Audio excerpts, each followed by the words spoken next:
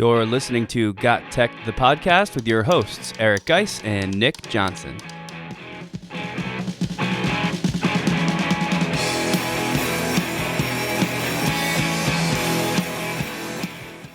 Welcome back to Got Tech, the podcast. This is episode 26 called Project-Based Learning with Richard Smith. In this episode, we'll talk with Richard about some innovative ways to incorporate project-based lessons in your classroom. We put Richard in the first ever Got Tech hot seat where we ask him random ed tech questions and then interrogate him on the answers. We also explore our own project-based ideas and wrap up by discussing the exciting publishing feature on Google Slides.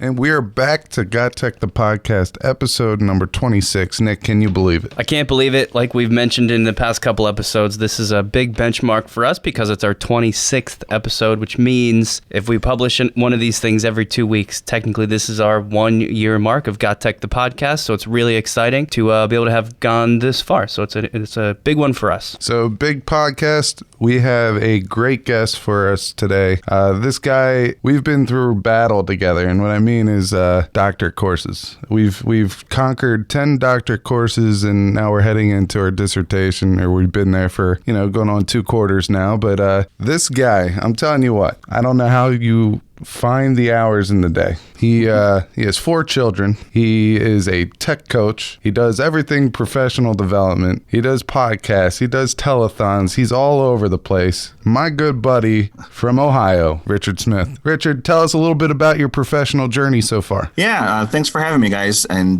congrats on the 1 year. My journey started at Kent as an undergrad and started out social studies, and they said, don't do that unless you want to coach, and I can't. I wound up at elementary school through volunteer work and became their first director of technology and brought Chromebooks and new smart panels into the mix. And then just last year, I joined the high school realm teaching theology for the first year and kind of doing some advising on some of their technology needs. And now I'm at Lake Catholic, and I'm their director of technology and innovation, and kind of doing the same thing here. Geis was telling me a little bit about you earlier, and you seem like you're just one of those people that's just, I can't imagine how you find the time to assume all these roles. I'm a classroom teacher, and that's it. And sometimes I feel like I can barely handle that load. What's the secret? How do you take care of all these different positions? I have a very understanding wife who allows me to explore and to really delve into my passions, which is how I've been able to do the doctoral work and helping out so much. But she understands that it really is about the kids that I'm teaching. And, as our kids are getting older and she's seeing that their needs are changing, and I really couldn't do it without her support. So yeah, that's basically how I find the time in the day. How I got through a lot of my doctoral work as well as my master's is I would read to my children at night. So a quick way to putting them to bed is to read them the articles that I need to read for class. That's awesome. So I'm hoping that brain strategy kind of, filters into them.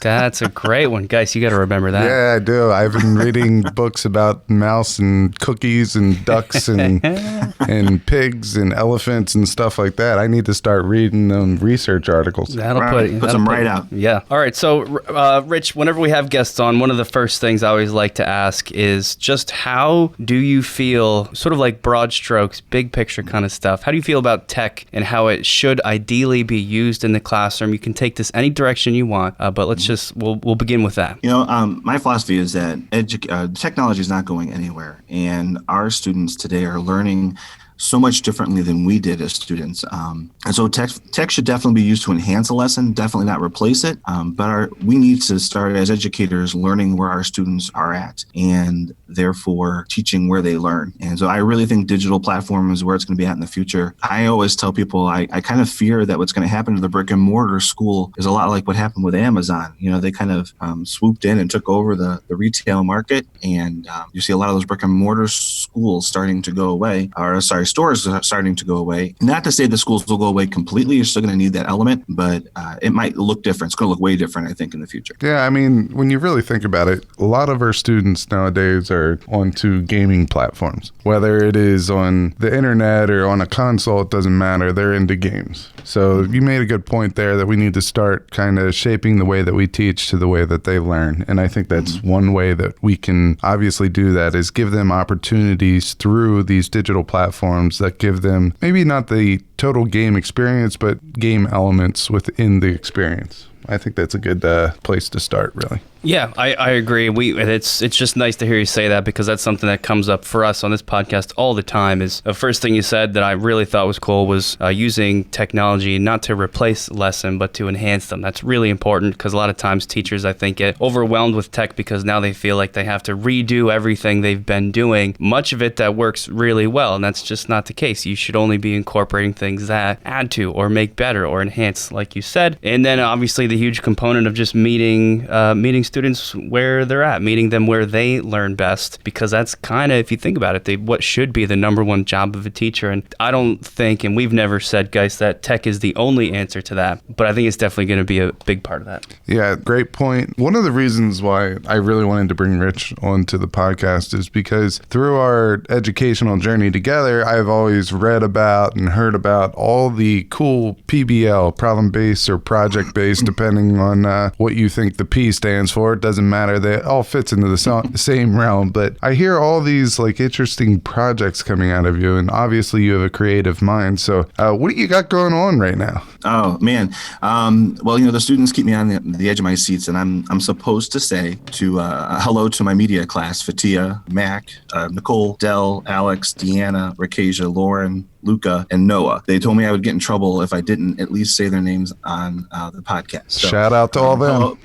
Yeah, and I really couldn't do it without them. They actually kind of are my inspiration for working with this digital media class that we have. They're always willing to try something new, and the webathon was just the first example of that. We took a tour of our local PBS station last year, and we looked at ABC, our affiliate is Channel 5 here, and they sat down after the meeting. We had some lunch and talked about PBS doing their telethon and how we can do a modern spin on that. And they said, well, let's try it out for next year. So this really it came from them. They wanted to try it out, but it incorporated all the different aspects of video, camera, shots, angles, the technology, updating leaderboards, and they kind of took that head on. So we assembled a team, and we call it We Give Catholic in Northeast Ohio. It was to raise money for our school. Last year they raised $10,000 just kind of through word of mouth and email campaign. So we were hoping to hit that a little harder. And so they got together. We planned a storyboard for a 7-hour broadcast, which I don't know if any of us really knew what we were getting ourselves into, but we said, let's try it. And we hit a lot of setbacks along the way, but we did our first on-air live guests. We had digital leaderboards that were being updated with local updates. By the 1 o'clock hour, we hit our 10,000 mark from the previous year and raised 16,000 total for the day. And what was awesome was the alum and all the people who supported us in the Lake Catholic community through this webathon felt very connected. They were able to come inside and see the school. We interviewed teachers they may have had, programs that we offer our students, and just really kind of connected with our alumni base through all of that. And they, some of them actually said, hey, we gave a little more because you guys are doing such a great job. So it was great to see that interaction. That's so cool. It's funny when you start investigating a lot of the ed tech that's out there and trying to think of some of these kinds of new projects. I've kind of felt like, especially in the recent months, I'm sort of just spinning my wheels and seeing a lot of the same stuff over and over and over again. So a telethon is a class project. When I saw that, looking forward to this interview, it really caught my attention because it's so unique and it's so different, and I think it's so cool. I didn't know that you guys planned for 7 hours. Who's on camera? How do you fill that time? Oh, it was awesome. So we talked to all the teachers and alumni that we could possibly get to appear on the show. If you go to the Lake Catholic if you go to the Lake Catholic Facebook page, we had to actually break it up into 3 segments because Facebook only allows you to do 3 hours at a time for a live broadcast. Okay. Unfortunately, I used my picture as a thumbnail for each one of those. I haven't figured out a way to change that, but it was great. They sat down, they planned out the interview questions, they did the research. We brought in a CEO of the credit union who's an alum of our school. We interviewed principals, teachers, the president of the high school. We brought in alumni from Toledo, which is on the other side of Ohio, who actually works in broadcasting. She was our first online guest, and just had a great experience. They did a lot of prep work. And I always find that the best way to reach my students is through food. So we made sure we had breakfast and lunch ready for them. It was just an all-around good experience. They were exhausted at the end of the day. We all were. What a ride. And they learned so much that I just can't fathom doing this for 7 hours just with the same group of kids. I mean, really, that's taking block scheduling and putting it on steroids, because 7 hours is pretty much a school day. Seven and a half hours. Our administration was great. We came to them with this idea, and I said, can I have these students for the day? And they said, absolutely. They didn't even flinch. And so actually we had some people from our advancement office that helped us out with the leaderboard and money totals. And it was great to see all that support. And what was awesome too was people would pop in throughout the studio or throughout the day to come into the studio to see what was going on. And they saw the madness. We actually, when we were on commercial break, we would have live footage of the room so that people can watch us still and make their donation. People just said, we just enjoyed watching the busyness. I mean, everyone was always moving. They were moving mics and sets and whatnot. It was great. That's so cool. And it just made me think of something from our last episode too. We talked a lot about bringing in real world problems, and that you can't get any more real than this. I mean, you guys actually put this thing together, which I think is so awesome, making it authentic for the kids, which is really the best way to get them to learn.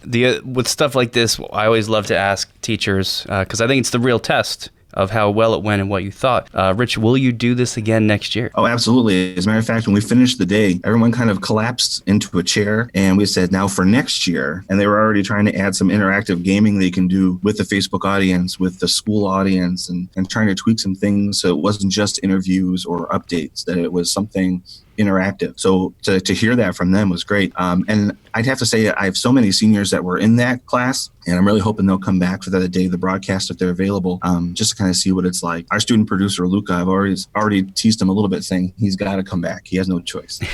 So that's awesome. What, it just popped into my head, but I know you guys have some sports teams out there or something like that. Get some memorabilia together, and on Facebook, you could do like a little live, I guess it wouldn't be a silent auction, but it would be a digital auction, and that would be another way to go. But you guys raised over $2,000 an hour doing this. I know, it was insane. Well, the total 16,000 came from midnight to midnight, but we hit, I think it was the 14,000 mark by 3:00 in the afternoon. So the extra 2,000 came in throughout the night and trickled in. And their first question was, well, what do you think would have happened if we would have stayed live the whole day? My first reaction was I probably would have collapsed in the studio, but it would have been worth it. They were pretty excited about the total tally for the day. All right, so Nick mentioned a question about the success of the event and whether you would do it again next year. You said you had 11 students in this class? Currently we have 10. We had 11 at the point of that, because the semester's changed, so we lose some, add some as they're going through. So we had 11 students, but I think we had about 7 or 8 of them actually in the project for the day. All right, out of the 7 or 8 of those students, how many remained active throughout the whole day? Every single one of them, because if they weren't on camera giving an update or doing an interview, they were roaming the halls with a camera to get side footage, because 7 hours is a lot of time to fill. So someone was on air doing the interview or the update while someone else was getting the next shot set up. We looked like Secret Service. We all had walkie-talkies in our ears talking to each other the whole time. It was quite a production. Yeah. All right, so let's wrap it up with this. In case there's any teachers out there listening to this and saying, yeah, that's how we're going to do our next fundraiser, or I have a similar class, or I do something I think that could work for. What are your biggest pieces of advice or quick tips on the best way to orchestrate something like this? Maybe a little bit about the process you went through to make it happen. Yeah, typically we use all of our equipment for the morning show. We use Wirecast to get our feed out to YouTube Live, or we'll go through Facebook.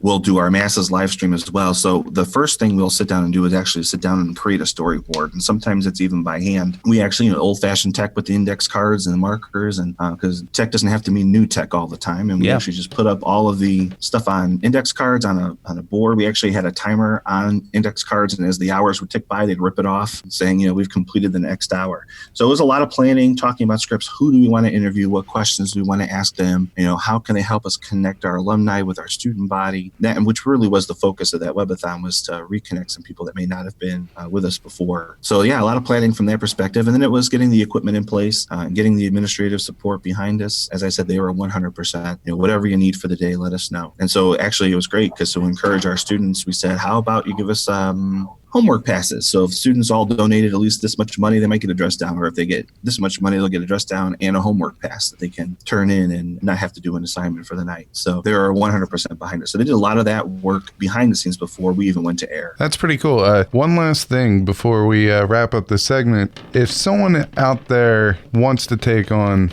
a telethon, can they get a hold of you on social media? And if so, what are your handles for social media? Absolutely. I'm on Twitter at Smith_EdTech, or you can get a hold of me by emailing me at Lake Catholic, which is rsmith@lakecatholic.org. All right, cool. So reach out to Richard if you have any questions on the telethon. Hang on tight, because we're about ready to go on a nice little roller coaster here with our first ever GotTech Hot Seat with Richard Smith.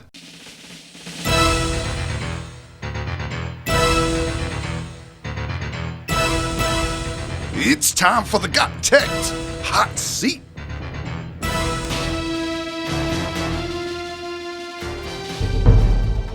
All right, so we're going to give it a go, our first GotTech Hot Seat. And Richard, you get to be our guinea pig. You're our test subject. Here we go. These are the rules. I'm going to give you 7 comments or questions or something that you will have to give a small, short, brief answer to without any explanation. At the end of those comments, questions, whatever I throw at you, Nick is going to be able to give you only up to 3 questions that will allow you to elaborate on answers. So do you both understand what's going on? Yes. Yes. All right, so here we go. First one, WeVideo or Flipgrid? I use them both, like them both, but we use WeVideo a lot more in my classes. Screencast-O-Matic or Screencastify? Screencastify only because it was one of the first ones that I used, and I like them both, but Screencastify. Microsoft or G Suite? My wife would probably love the answer to this one, but I'm going to say G Suite. All right. So what are your 3 go-to extensions? I use Flipgrid quite a bit. Read Write is another one, and Equatio. All right. Number 5. Favorite website to get an educational idea or resource? I love to go to Control-Alt-Achieve. That's by Eric Kurtz. Awesome. What are your top favorite podcasts to listen to? Oh, let's see. Well, of course, GotTechED. I do listen to your podcast quite a bit. Edgey Duct Tape, Jake Miller, and Cult of Pedagogy. Also, all of them are very good. Name 3 technology integrators that you follow on social media. Jake Miller is one of them because of the podcast. Eric Kurtz, who does Control-Alt-Achieve, and Alice Keeler. I consider her a Google guru, so I like to follow her and see what ideas she's cooking up. All right, so there they are. There's our 7 prompts. So Nick, now is the time that you get to ask any follow-up questions that you might have. Sure. So some things definitely caught my attention there. Starting from the top, the Geis asked you, Rich, about your favorite screencast recorder, editor, whatever it is. You said Screencastify. I do a fair amount of this in prepping for my classes. I've always been a Screencast-O-Matic guy. Can you maybe elaborate a little bit more on what it is you prefer about Screencastify?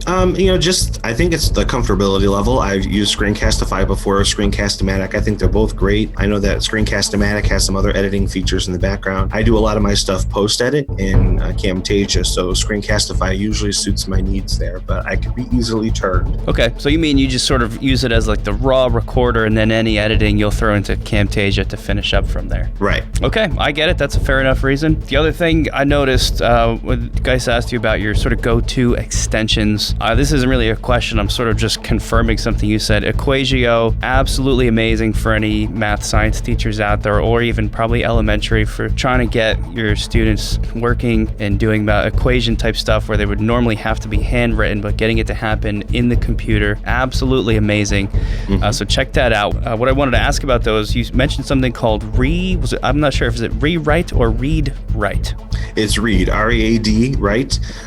It's made by the same people as Equatio, and what's awesome about that, it's kind of a screen scraper program, helps students who are trying to pull out key facts in reading, working with terminology. They can kind of pull out words that they might have questions about and try and define it, make it a worksheet, can create cue cards. It'll actually help read to them as well. So if they highlight the text that they're looking for, it'll take the anything, a browser window, a PDF, e-textbook, and read it to them so they can read along with it. Wow, that sounds awesome. So you actually just highlight some text and the computer reads off whatever you've selected? Yeah, I get a little technologically lazy in the morning, so I actually have it read my email to me so I can do other things. That's actually awesome. I got to start doing that too. Okay, cool. So I'm glad I asked about that one. And then the last thing that caught my eye was one of the questions about the different things you follow, your social media follows. You mentioned Edgey Duct tape, which I feel like I may have heard that before, but it's kind of a cool sounding name. What's the deal with Edgey Duct tape? Yeah, Jake Miller runs that. He's out of Ohio, and he kind of gives you some alternative ways to bring tech into your lessons. And it's not always computer tech. Sometimes it's what we would call the old-fashioned tech, but just to kind of use technology to enhance your lessons and not necessarily drive your instruction. Is he the guy that does the GIFs by any chance? Yeah, Yes. he's also the guy that came up with the GIF stickers. He is Okay. The GIF. GIF controversy. Yeah, so it's a GIF as in a gift and a GIF as in the wrong way of saying it, peanut butter, but that's just my vote. Okay.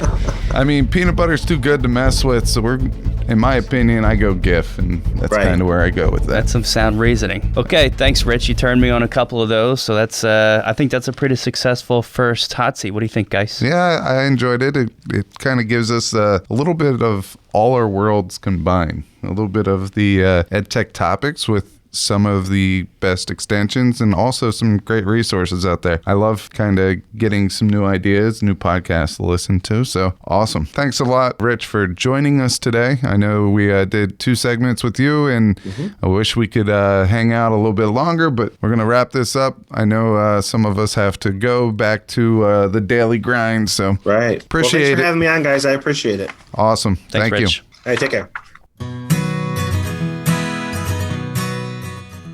You can follow GotTechED outside the podcast at gottech.com or on Twitter at WeGotTechED.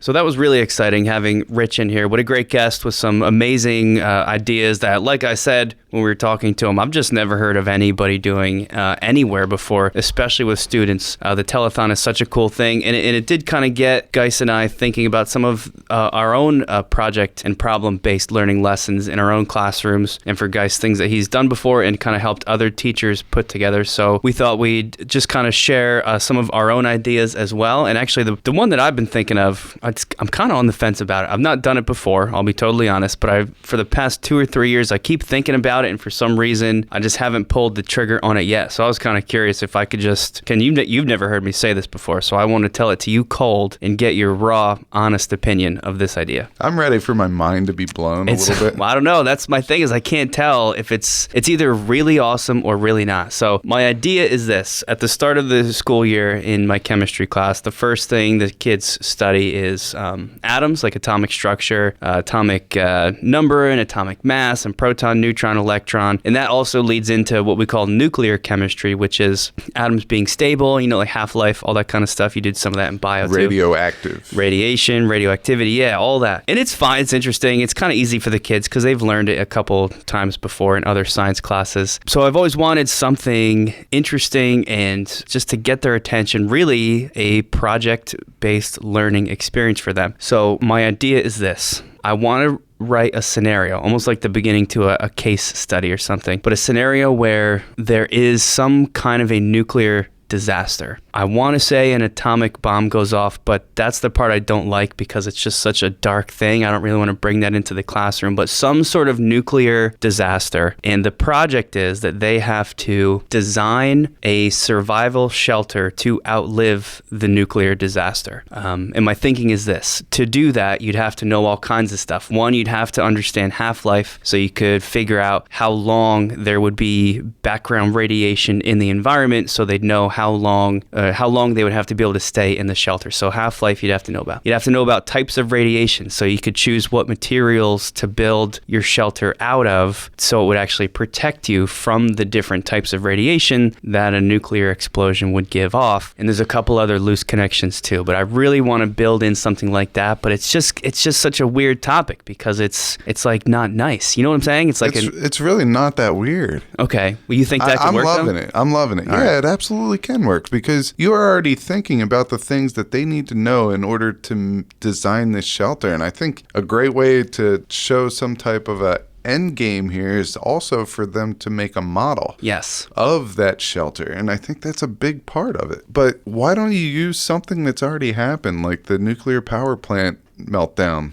That's even somewhat local for us. Right. So you could easily use that, and that's not going to be so far-fetched. Right. Just tell them that they're going back in time to the date that the power plant kind of melted, and that whole, the whole meltdown of the power plant and what that means for those landowners. I mean, they can even bring into property values. I mean, you could expand this as far as you want to expand it, and they can go where they kind of want to, go with it. But I think you have a very realistic project, because this is something that kind of already happened. And as we keep using up our resources and we have to come up with these technological ways of correcting our shortage of resources, this is something that might be a reality soon. Sure. If we can't get enough energy and we have to hype up our nuclear system for energy, we might have to start making these half-life shelters. Yeah, I mean that's what I wanted. I started feeling weird about it because I told my wife about the idea, and she was like, "You can't do that. That's going to be like super upsetting for the kids to talk about the possibility of nuclear disaster." But I like your idea of making it a little bit less real by applying it to something that's happened before in the past, because then it doesn't seem as real, like it could happen now. But also there's the element of it could happen now, but like I don't know if I want to bring that into the room. That's all. I think I would just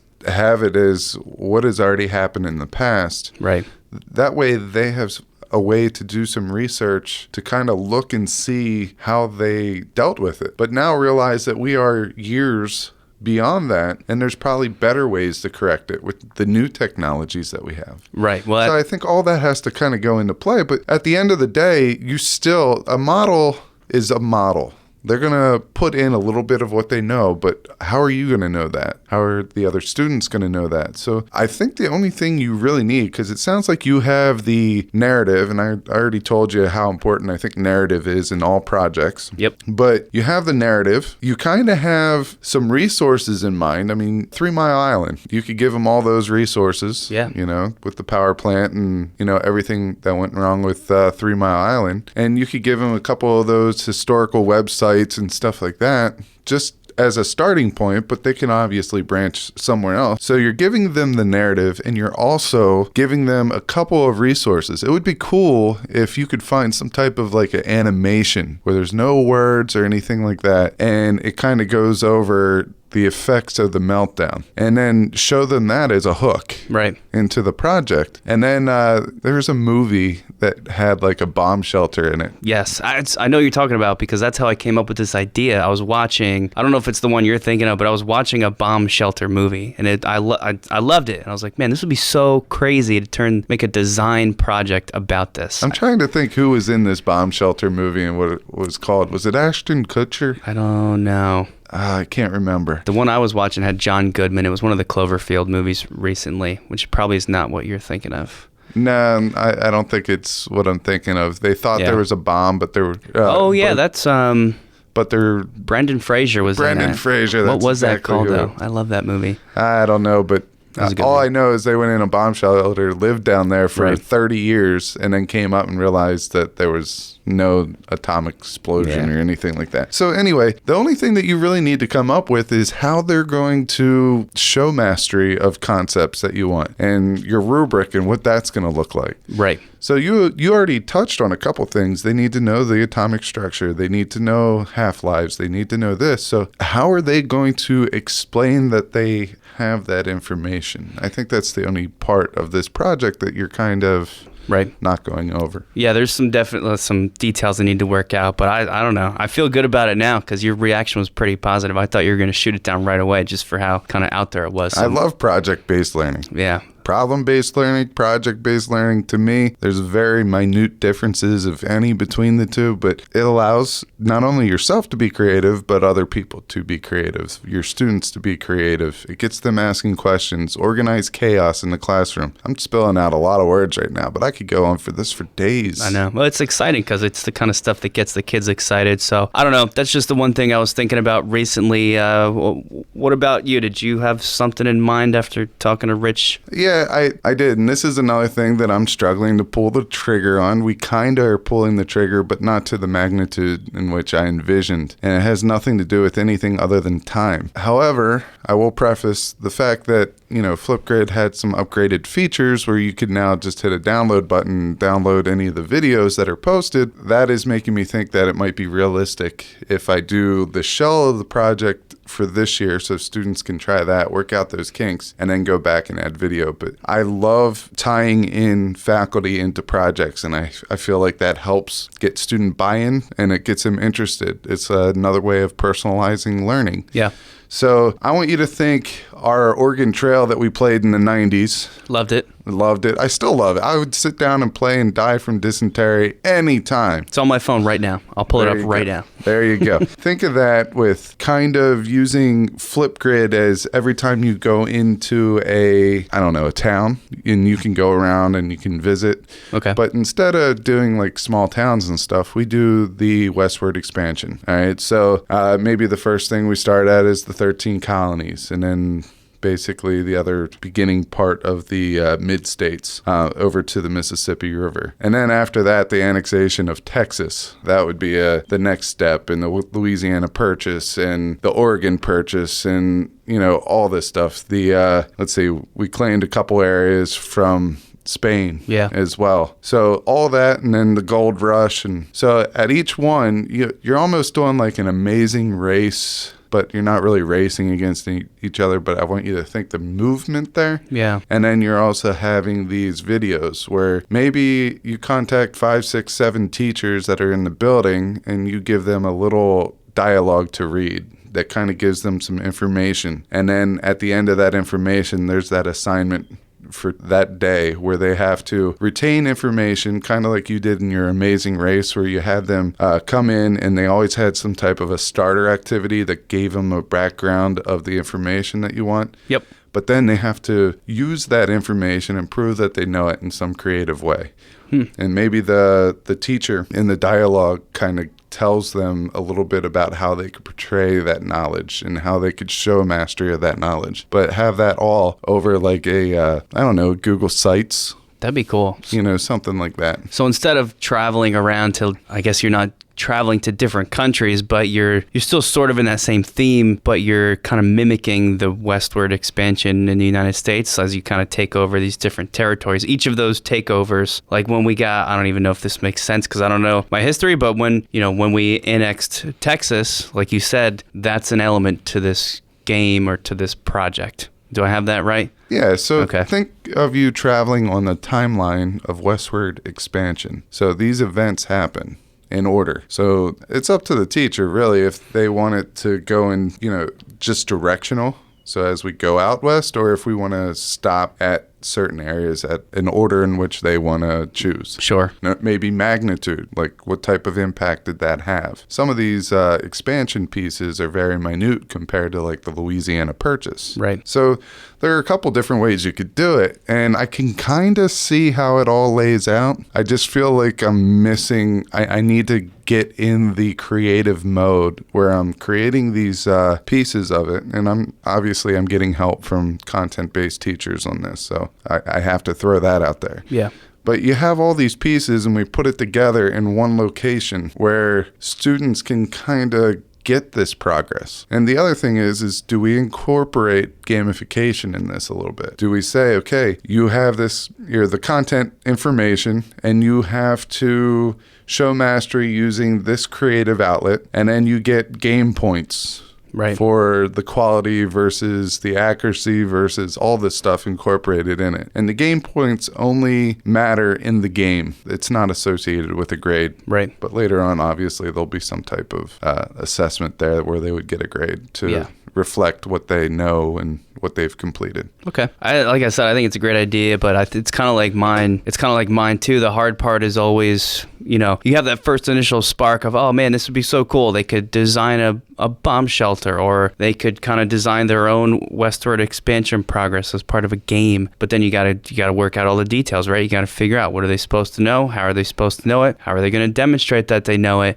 Which sometimes probably all the time. That's like the hardest part. But I think we got a couple of good ideas here. Yeah, I think we just need to pull the trigger and kind of get our move on and create this stuff. I mean, once we start with something, I'm sure this is relatable to other people out there. Once we start it, it's like just getting that first piece of it done. That's like us climbing the hill. I mean, I could put this in a reaction form. This is the activation energy. Once we get activated, it's a hill. So we're just skiing down the mountain. Well, it's like like you said, you got to be in that mindset too. If I sit down on my computer right now and I try to write this project, it's not going to happen. You can just tell my brain's not in the right spot. But if you're in that creative space for some reason, it just kind of works out nicer.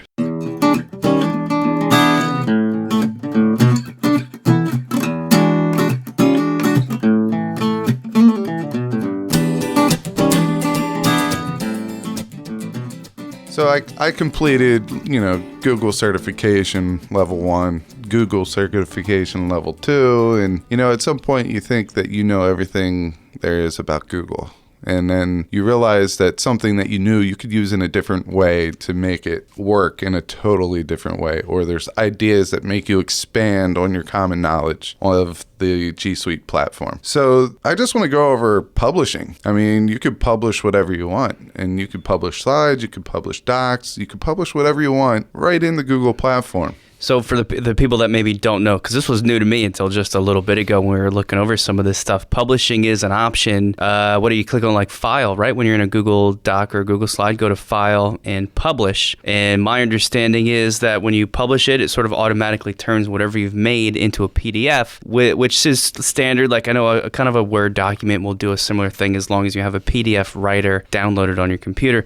However, what's cool about this is it keeps all the links and other images that you have in that document. It keeps them live. So they still work, but now it's a PDF, so nobody can edit them. Is that pretty much how this goes? Yeah, and based on that knowledge right there, you could come up with multiple uses of publishing to make a different type of an activity for your students. And really, you could even reach larger audiences than your students by publishing some of your work. So we just want to go over a couple ideas that we had that have to do with publishing. But before we do that, we got to look at both sides. It does awesome things. But I know Nick wants to talk about one certain thing that he wasn't extremely happy with, and that, I'm sure at some point in time someone's going to make an extension or an add-on or something like that Sure. might help with this. But so yeah, when we first kind of came across this publish option, I was like, for a lot of reasons, I was extremely excited. One in particular we'll get into in a second, but one of the downsides that I first thought of, and I only thought of this because this is how I post a lot of my classroom materials anyway on my website for my students, is I turn them into PDFs. And I do that so that I know they can't be edited. Even if, if somebody were to download them, they can't alter it like by mistake. I just know that it's staying in the form that I want it to be in. And it works really awesome. The only problem is I'm constantly from year to year changing things. And so every time I update a worksheet or a presentation or anything, because the version that's posted on the website is a PDF instead of a Google Doc, it's the changes that I've made in the Google Doc aren't live to that PDF. So it's kind of a pain because every time I make a change, I have to make a new PDF, delete the old version out of my website, and then put the new one in there. It's not super time consuming, but I probably spend 10, 15, 20 minutes a day just going back into my website, checking to make sure the version that's there is the newest version. And if it's not, I got to update it. So if you are publishing things and that's how you're sharing stuff out with your students and it's posted somewhere that you plan on using from year to year, it doesn't work so great for that, only because of that update process. However, I think for the benefits, this is pretty minimal just because there's so much cool stuff this allows you to do. I will say this, I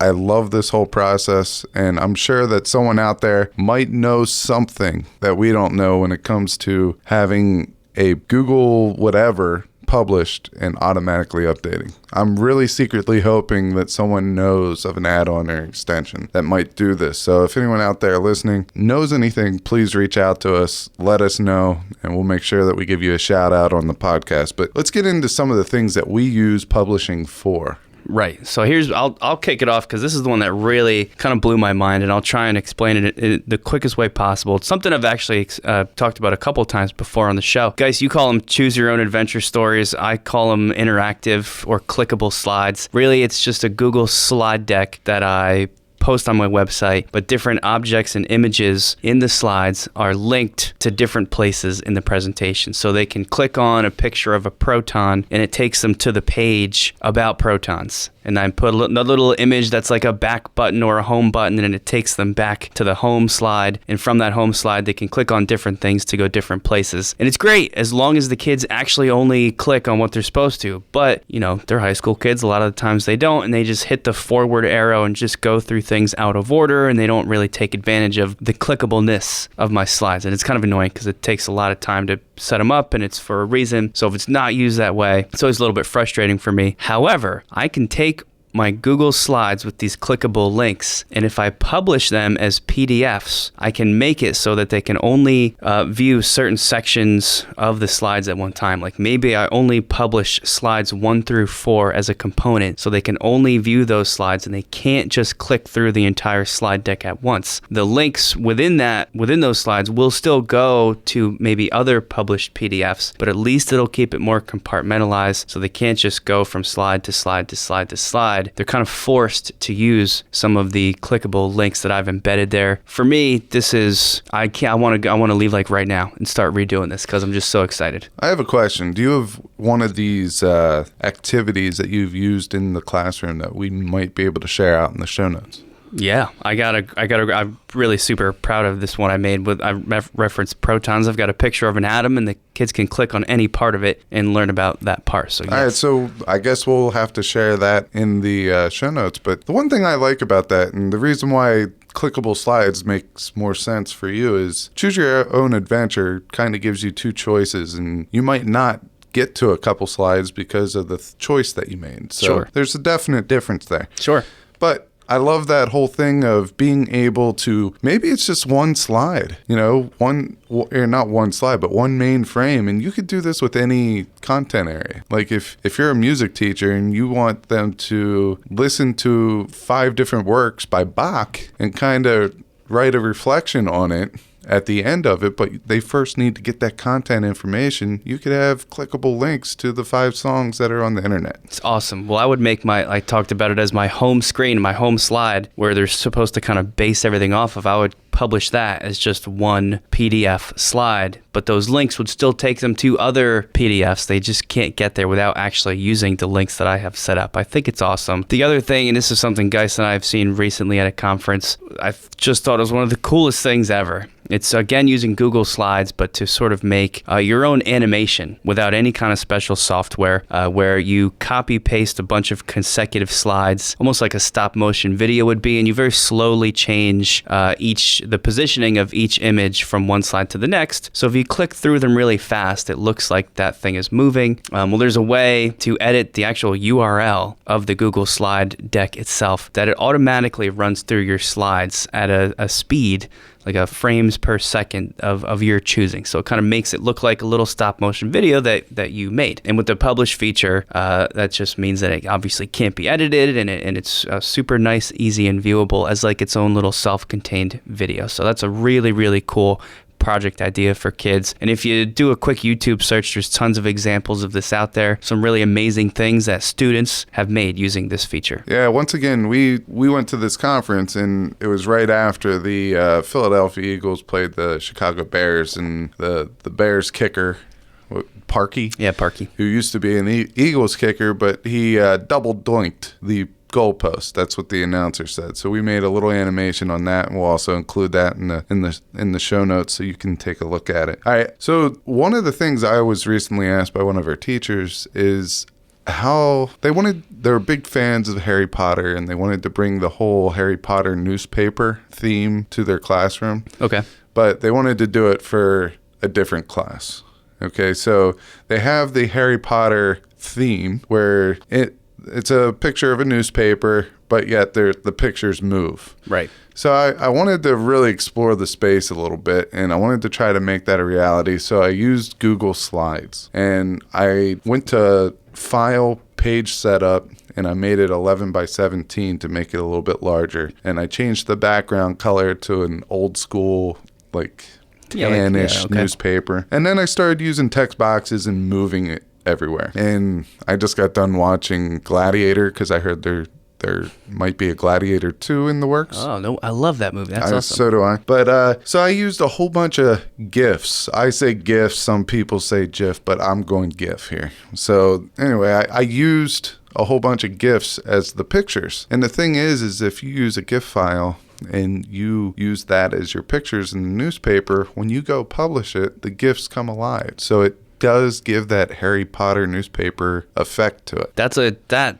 is also mind-blowing to me. That's different than any other PDF publishing feature from other things you might know, is that the GIFs, they keep playing. Such a crazy cool idea, either to share info with your kids or have them, even better, have them create their own Harry Potter newspaper with moving images. So that's another thing we'll include down in the show notes. There's a lot of things in the show notes this week, which is good for you, and hopefully you enjoy them. But the last thing that I'll just say real quick is this is the same way people make ebooks by using G Suite products, such as I like to use slides there as well. And what you'll do is you'll change the page setup again. You'll go in there and change it to a larger surface area. That way you can get some nice pictures in there of good size and everything spaced out and not so crowded. But you publish it. And once again, the links are live, so that works. You could put your pictures in there and it's all good. So you could really use it for an ebook and publish that ebook and put it on your site.